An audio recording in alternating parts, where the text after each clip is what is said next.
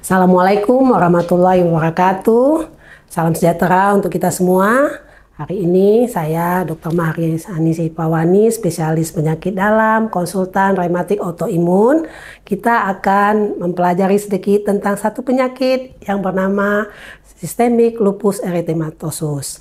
Sahabat edukasi yang saya cintai, hari ini kalau kita mendengar suatu penyakit yang namanya Systemic Lupus Erythematosus atau yang sering disebut dengan lupus, mungkin dari beberapa sahabat edukasi sudah sering mendengarnya, tapi masih banyak mungkin yang masih bertanya-tanya, apa sih lupus itu? Nah, pada hari ini saya ingin sedikit memberikan pencerahan bagi sahabat edukasi apa itu lupus atau Systemic Lupus Erythematosus. Nah, lupus yang kita singkat tadi adalah suatu penyakit imun kompleks yang mengenai hampir semua organ tubuh yang perjalanan penyakitnya, diagnosisnya, dan prognosisnya bisa berubah-ubah sesuai dengan kondisi dari pasien-pasien itu sendiri. Nah, lupus ini selama ini sering menjadi momok ya, kalau saya lihat di masyarakat seolah-olah ini penyakit yang sangat menakutkan. Padahal kalau sahabat edukasi paham penyakit ini tentu tidak akan senyeri atau setakut itu, karena saya sedikit akan memberikan tanda-tanda dari lupus itu pada sahabat edukasi.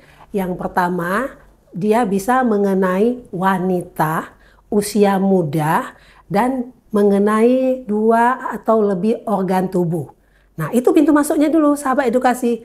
Adanya wanita usia muda, mengenai lebih 2 atau lebih tanda organ yang terlibat, inilah menjadi suatu acuan kita. Apakah ini bukan suatu autoimun yang dinamakan lupus? Nah, jadi kalau ini ada kita alami atau keluarga atau tetangga atau saudara-saudara kita di sekitar lingkungan tempat tinggal kita ada, maka saya sarankan bolehlah untuk dilakukan diagnosis pasti pada pasien-pasien yang kita curiga adanya lupus. Nah, organ yang paling sering terlibat hampir 60% adalah artritis, nyeri sendi. Itu yang paling dominan, ya. Kemudian dalam keterlibatan organ yang lain adalah muskuloskeletal. Jadi apakah itu misalnya malaras ya, kemerahan di pipi, diskoid ras misalnya di telinga atau di badannya ada gambaran kulit yang tebal, gatal ya, atau misalnya adanya gangguan hematologi ya, HbA rendah, kemudian leukosit atau trombosit juga rendah. Nah, selain itu juga bisa mengenai daripada mukosa mulut, namanya oral ulcer ya. Jadi ada kemerahan di langit-langit mulut yang seolah-olah kalau kita tidak lihat itu tidak akan terdeteksi. Tapi pada saat kita kontrol ke dokter yang berkompeten, dia akan mencarinya ini. Nah, selain itu juga ada namanya fotosensitif. Jadi pada orang-orang yang mengalami lupus, dia tidak nyaman dengan cahaya terang. Jadi dia sering bilang tidak nyaman dengan paparan sinar matahari atau dengan lampu-lampu yang kalau tidur malam sering dia matikan. Itu juga satu pertanda. Nah, selain itu bisa juga keterlibatan daripada ginjal. Apa tandanya? Adanya pemeriksaan dari urin dijumpai proteinuria. Itu juga menjadi satu petanda yang harus diwaspadai. Nah, apalagi kalau keterlibatan organ-organ yang berat seperti jantung, paru, otak itu lebih berat lagi. Ginjal nanti pasien pada ujung-ujungnya bisa cuci darah, pada otak bisa namanya perikarditis ya, pada ginjal bisa namanya lupus nefritis. Nah, ini semua harus diwaspadai. Maka kalau kita lihat pasien-pasien autoimun yang dinamakan lupus ini, mereka sering mengalami 1000 atau berbagai macam tanda yang sering juga disebut lupus ini dengan penyakit 1000 wajah. Nah, jadi kalau mau tahu penyakit 1000 wajah ini, inilah yang namanya si lupus. Nah, selain itu, orang-orang yang menderita lupus ya, memang kalau ditanya penyebabnya, ada beberapa faktor yang mempengaruhi. Pertama, adanya pengaruh genetik. Jadi, dari ibu yang mengalami lupus, kemungkinan anaknya menderita lupus pada penelitian dengan kembar identik 25% bisa menimbulkan lupus. Nah, kemudian ada faktor hormonal. Di sini faktor hormon estrogen. Makanya lupus itu sering mengenai wanita dibandingkan dengan pria. Kemudian ada faktor lingkungan. Faktor lingkungan di sini bisa kena paparan sinar matahari, bisa karena penggunaan obat-obatan, bisa karena adanya infeksi virus, yang semuanya itu akan membuat imun tubuhnya mengalami mutasi yang akhirnya bisa hiperaktiviti daripada imun tubuh dan menyerang ke tubuhnya sendiri. Itu faktor penyebab dari lupus. Nah, kalau kita ingin pastinya, saya kena lupus apa tidak ya dok? Nah ini perlu pemeriksaan lebih lanjut ya. Jadi kalau kita sudah curiga, tadi saya pintu masuknya apa? Wanita, usia muda ini maksudnya yang reproduktif, masih ada haid ya. Kemudian ada 2 organ atau lebih yang terlibat. Nah, curigalah dengan namanya si lupus ini. Karena ini akan sangat-sangat membantu diagnostik lebih awal. Makin cepat kita menanganinya, makin cepat terapi yang kita berikan, maka komplikasi-komplikasi yang menyebabkan kerusakan organ lebih lanjut bisa kita redam dari awal. Nah, kalau kita tanya tadi, apa pemeriksaan yang untuk memastikan apa ini lupus atau tidak? Selain tanda tadi, ada pemeriksaan serologis yang perlu kita lakukan. Yang pertama adalah pemeriksaan ANA-IF, ya, anti-nuklear antibody. Itu merupakan pemeriksaan yang akan disarankan oleh dokter, terutama dokter hematologi, untuk memastikan apakah sahabat edukasi atau keluarga kita ada yang menderita lupus. Nah, setelah dilakukan pemeriksaan ANA-IF, ya, kita akan melihat hasilnya. Hasil di atas 1 sama dengan 1:80, maka kecurigaan lupus sudah bisa kita bilang iya. Jadi ANA-nya itu di atas sama dengan 1:80. Nah, setelah kita dapat ANA, maka ini harus kita lihat secara klinis. Ada namanya pemeriksaan klinis pasien yang akan kita cari jumlah keterlibatannya itu berapa sudah didapat dari seorang pasien yang kita curigai sebagai lupus. Misalnya, klinis yang harus kita dapat dari seorang pasien lupus itu adalah nilainya 10. Nah, acuan ini kita pakai dari American College of Rheumatology ya, di mana untuk mendapatkan klinis pasien lupus itu harus 10. Nah, apabila jumlah yang kita dapat sudah 10 dan kita jumpa adanya pemeriksaan ANA 1 di atas sama dengan 1:80, maka itu sudah nyata atau sudah pasti kita bilang dia lupus. Nah, jadi gampang ya sahabat edukasi, adanya gejala klinis 10, nanti ada penilaiannya itu ya. Nanti boleh lihat ACR EULAR 2019, di situ ada domain-domain yang kita nilai pada seorang yang kita duga lupus. Kemudian ada tadi ANA yang 1:80, maka pasien sudah kita nyatakan dengan lupus. Nah, kalau sudah ini kita dapatkan, maka ini harus kita terapi. Nah, obat-obat yang kita gunakan untuk pasien-pasien lupus ini ada beberapa yang dinamakan dengan DMARD, Disease Modifying Anti-Rheumatoid Drug. Nah, alhamdulillah di Aceh, terutama Rumah Sakit Zainul Abidin Banda Aceh, obat-obat DMARD ini sudah tersedia.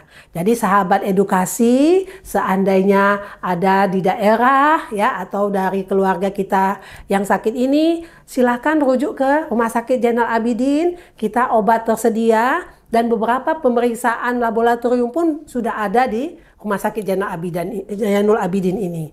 Nah, ini sangat membantu. Nah, kalau sudah kita dapat diagnostik, sudah kita kasih terapi, nah ada hal-hal yang harus dipatuhi oleh pasien-pasien dengan lupus ini. Apa itu? Satu, kepatuhan minum obat.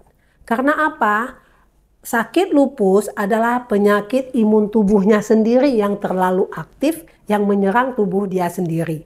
Nah, ini bukan karena kena guna-guna atau karena si A si B yang kita kebetulan suka sama kita lamar dia kita tolak, bukan. Jadi ini harus buang jauh-jauh karena di masyarakat selama ini itu masih tertanam. Mereka nanti sering pergi ke dukun, cari orang pintar ya. Saya harap dengan adanya edukasi ini, sahabat edukasi sudah terbuka wawasannya bahwa ini penyakit adalah imun tubuhnya sendiri yang terlalu aktif menyerang organ di tubuhnya sendiri. Itulah autoimun, namanya lupus. Ya. Nah, jadi nanti kalau sudah dikasih terapi, mohon untuk minum obatnya teratur. Karena kalau kita lihat dari beberapa referensi bahwa lupus ini, mohon maaf sekali untuk para sahabat edukasi, ini tidak bisa sembuh. Kita bukan menakutkan, tapi ini mengedukasi supaya pemahaman daripada sahabat edukasi, ini sakit autoimun kan tubuh sendiri yang bawa. Jadi bukan sembuh target terapinya. Jadi apa yang kita inginkan dari terapi yang kita lakukan itu? Satu, remisi. Artinya tenang penyakitnya. Kalau penyakitnya tenang, maka kita kan bisa beraktivitas seperti biasa. Kita bisa seperti orang normal, bekerja, sekolah, atau apalah yang ingin kita lakukan, kita tidak ada masalah. Jadi target terapi lupus adalah remisi. Yang kedua, kalau remisi belum sampai atau belum mampu terjadi, maka adalah yang kita targetkan selanjutnya low disease activity. Jadi aktivitasnya yang kita turunkan. Nah, apa beda low disease activity dengan remisi? Kalau remisi tanpa steroid, nol steroid. Nah ya, jadi ingat, kalau remisi steroid nol. Jadi obat DMARD macam mana? Boleh diminum dengan dosis yang minimal, tapi kualitas hidupnya bagus. Itu remisi. Jadi bukan obat DMARD yang nggak minum sama sekali. Tapi obat DMARD tetap minum, tapi dengan nol dari steroid. Apakah prednison, apakah dexamethasone, apa metilprednisolon, ya. Itu kalau remisi. Kalau low disease activity yang mana? DMARD-nya tetap dengan dosis yang minimal, tapi prednisonnya atau metilprednisolonnya itu tidak lebih dari 5 mg per hari. Jadi kalau minum 2 tablet sehari belum. Nah, jadi sahabat edukasi harus tahu, oh ini remisi, oh ini low disease activity. Nah, selama ini yang saya lihat di pasien-pasien lupus, mereka nggak minumnya justru DMARD-nya. Misal, obat DMARD itu contohnya hidroksikloroquine, mifortik atau metilfenolat mofetil, ya, atau sandimun, ya, atau misalnya ciclosporin A, atau misalnya azathioprin.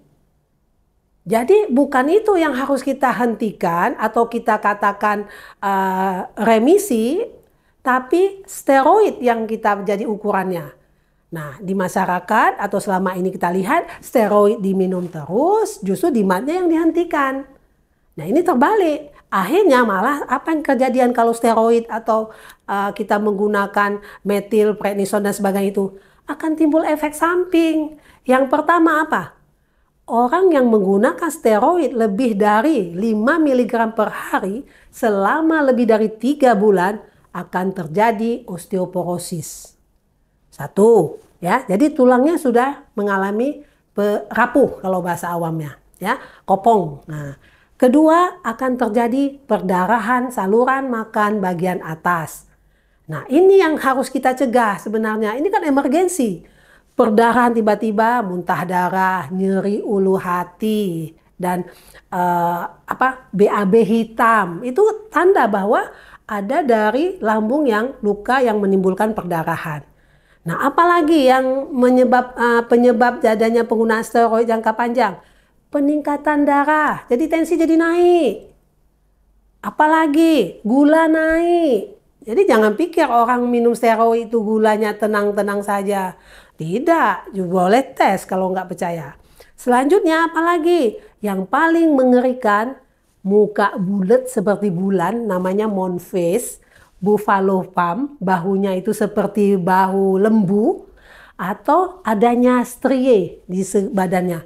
Boleh lihat nanti kalau ada pasien-pasien autoimun atau pasien apapun yang menggunakan steroid terus-menerus berbulan-bulan, itu boleh tuh badannya tuh penuh dengan strie ya, struck marks kalau bahasa kerennya. Nah, jadi ini saya harapkan untuk pasien-pasien autoimun yang namanya lupus, mulailah untuk berpikir atau belajar untuk menerapi lupusnya dengan baik dan benar. Karena kalau tidak, memang mungkin lupusnya tenang dalam arti kata menurut versinya pasien ya. Akhirnya komplikasinya yang muncul. Seperti tadi, perdarahan saluran makan bagian atas, osteoporosis, hipertensi, peningkatan gula darah, stigmat yang di mana-mana. Nah, yang lebih lagi membuat kita prihatin, lupus ini kalau tidak ditangani dengan baik akan menimbulkan komplikasi yang lain. Jatuh kemana? Lupus nephritis. 50% pasien-pasien autoimun sering jatuh ke dalam lupus nephritis. Kenapa? Karena penggunaan obatnya tidak benar. Ya, kemudian kadang-kadang pasien kalau sudah dibilang lupus, mereka seperti rasanya putus asa. Tidak ingin berobat lagi, tidak mau berkomunikasi seolah-olah harapan hidupnya selesai. Nah, ini yang harus kita edukasi, terutama untuk sahabat edukasi yang hari ini melihat video ini, bahwa lupus itu bisa kita redam komplikasinya. Nah, memang ini imun tubuh yang buat. Targetnya tadi sudah saya katakan remisi atau low disease activity. Tapi kalau kita membiarkan dia tanpa pengobatan, dia akan jatuh ke lupus nephritis, ujung-ujungnya cuci darah. Nah, ini akan membuat kualitas hidup lebih jelek. Pasien kalau sudah mengalami gagal ginjal dengan dilakukannya hemodialisis 2 kali seminggu, itu kualitas hidupnya tidak akan lebih baik daripada orang yang tidak hemodialisis. Nah, komplikasi yang lain apa? Lupus cerebral. Orang dengan lupus yang tidak mendapat penanganan dengan baik, terutama obat-obat DMARD, akan jatuh ke lupus cerebral. Apa tandanya lupus cerebral? Kejang, penurunan kesadaran, koma. Ya, kemudian apa? Pasiennya asosial. Dia nggak suka berkomunikasi sama orang. Karena memang kompleks imun itu udah nemplok di otaknya. Akhirnya dia nggak nyaman sama orang, dia minder, suka mengurung diri. Itu yang tahap awal. Tapi kalau tahap lebih lanjut akan muncul yang namanya cerebral lupus itu yang membuat kejang. Ya, akhirnya kita pertamanya akan konsul ke neurologi untuk apakah ini ada gangguan organik di otaknya. Nah, biasanya kalau karena lupus justru otaknya tidak ada masalah. Jadi kalau kita lakukan MRI ya, atau kita lakukan scan kepala, biasanya masih normal. Nah, tapi kalau dia udah kejang, kemudian penurunan kesadaran, ini akan sulit kita penanganannya karena organ vitalnya sudah terganggu. Apalagi yang membuat komplikasi ini berat? Jantung, efusi perikard. Nah, pada pasien-pasien dengan efusi perikard, ini membuat dia tidak nyaman, sesak, ya, kemudian bengkak. Nah, ini yang harus kita cegah pada pasien-pasien lupus yang kita tangani dari awal. supaya komplikasi-komplikasi ke jantung, ya tadi efusi perikat, ke ginjal, lupus nefritis, ke paru, efusi pleura, ya, pneumonia, itu semua akan muncul karena apa? Pasien lupus ini kan imunokompromis. Dia penyakitnya bertahun-tahun. Kemudian daya tahan tubuhnya rentan dengan infeksi yang datang. Nah, karena itulah kenapa saya sangat berharap pada sahabat edukasi yang melihat video ini untuk memberi edukasi ke sekitarnya bahwa lupus ini bisa kita obati dan kita punya kualitas hidup yang baik apabila kita tangani dengan benar. Nah, alhamdulillah di Aceh sudah ada 2 konsultan reumatologi. Saya sendiri, Dr. Mahariani Sipawani, konsultan rematik autoimun, dan Dr. Eva Musdalita. Nah, kebetulan kami memang dua-duanya di ZA. Jadi untuk teman-teman edukasi yang ada di daerah, jangan khawatir. Apabila dari daerah kalian tidak ada hal yang bisa memberi diagnostiknya mungkin kurang, ya, obat-obatannya masih belum lengkap, karena memang kita tahu penyediaan obat itu apabila ada konsultan yang menggunakannya. Rujuk ke Zainal Abidin, kami siap membantu dan mudah-mudahan dengan terdiagnosis dengan benar, pengobatan yang benar akan membuat kualitas hidup sahabat edukasi yang menderita ini lebih punya rasa percaya diri yang kuat, kualitas hidup yang baik, dan yang paling penting kita bisa melakukan aktivitas kita sehari-hari sebagaimana orang-orang yang tanpa dengan lupus atau sistemik lupus eritematosus. Mungkin itu dulu yang bisa saya sampaikan pada hari ini. Lebih dan kurang saya mohon maaf kalau ada kesalahan. Wabillahi taufiq wal hidayah. Wassalamualaikum warahmatullahi wabarakatuh.